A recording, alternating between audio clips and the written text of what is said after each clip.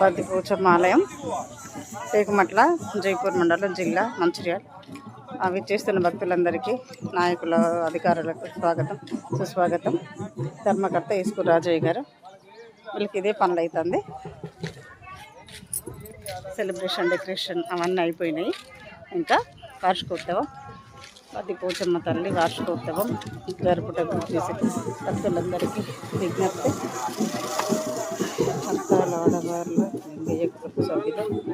వీళ్ళు తాతలు జమ్ముడి లక్ష్మణ్, రేకుమట్ల.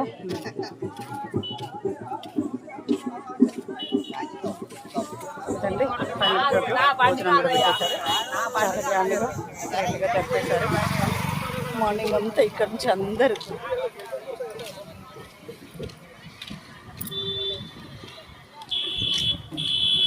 బ్యాగ్ పెట్టేశారు. ఇక అండి